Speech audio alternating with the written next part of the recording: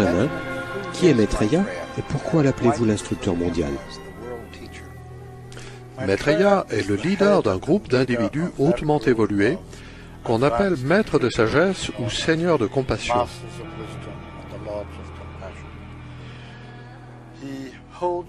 Au sein de ce groupe, il occupe le poste d'instructeur mondial. Telle est donc sa fonction. Chaque ère astrologique a son propre instructeur. Avant notre ère, Maitreya s'est manifesté par l'intermédiaire de différents individus qui ont été les instructeurs de leur époque. Il s'est manifesté par l'entremise de Krishna, de Shankaracharya et, il y a 2000 ans, par l'entremise de Jésus. De son baptême à sa crucifixion, Jésus a été adombré par la conscience de Maitreya, qui incarne ce que nous appelons le principe christique, la conscience du Christ. Il est si pur, si avancé en évolution, qu'il peut réellement incarner en son être un principe divin, le principe de l'amour, qui est également le principe de la conscience et de l'évolution elle-même. Il est donc le Seigneur de l'amour. Donc ces enseignements spirituels ne sont pas destinés à un groupe particulier. Ils sont destinés à tout le monde, à l'ensemble de l'humanité. Maitreya ne vient pas en tant qu'instructeur religieux, bien que toutes les religions l'attendent sous un nom ou un autre. Les chrétiens l'attendent en tant que Christ. Ils attendent le retour de Jésus-Christ, par l'entremise duquel il s'est manifesté il y a 2000 ans. Les bouddhistes l'attendent sous son nom, Maitreya. Sa venue a été prévue pour notre époque par le Bouddha précédent, Gautama Bouddha, qui a prédit qu'un autre Bouddha comme lui, d'une stature gigantesque et du nom de Maitreya, viendrait aujourd'hui inspirer l'humanité et la guider dans la création d'une civilisation brillante, d'un âge d'or fondé, selon ses propres termes, sur la justice et la vérité. Telle est la tâche de Maitreya dans ce nouvel âge. Les Juifs l'attendent en tant que Messie, les Hindous sous le nom de Krishna, les musulmans en tant qu'Imam Mahdi ou que Messie, selon la branche de l'islam à laquelle ils appartiennent. Il s'agit là de noms différents pour un seul et même individu, celui qui est à la tête de notre hiérarchie spirituelle. And I doubt if it's news to many of you that this is also a highly constructed occult Masonic symbol.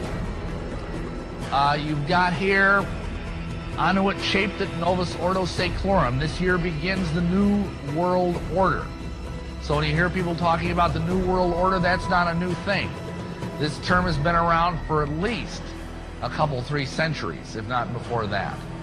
And then you'll notice here, the Roman numerals, 1776. Now everybody thinks, oh, isn't that wonderful? That's when the Declaration of Independence was signed. Yeah, but that wasn't when America was founded. America didn't really officially start as the United States until the Articles of Confederation were signed.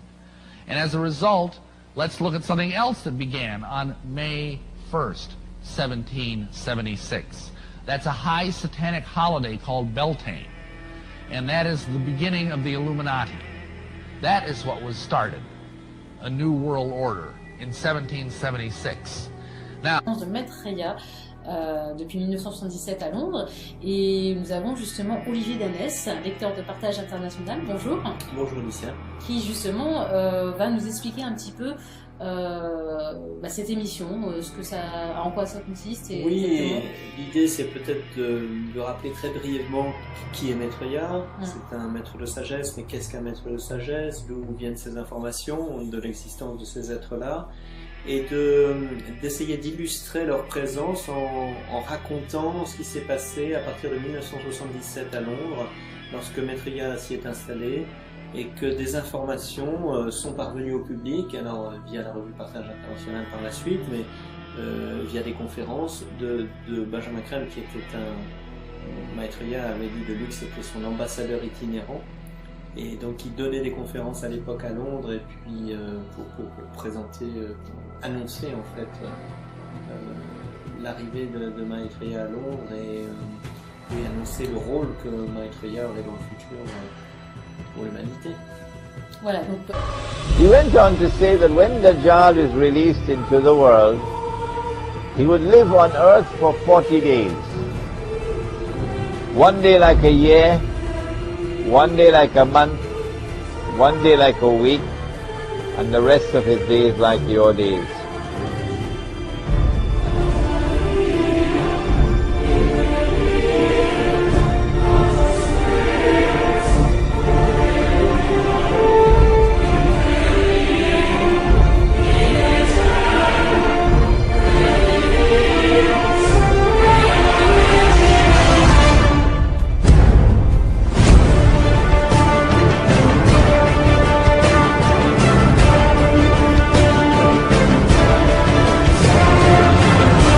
Dajjal was in a day which is like a year, Britain was his headquarters.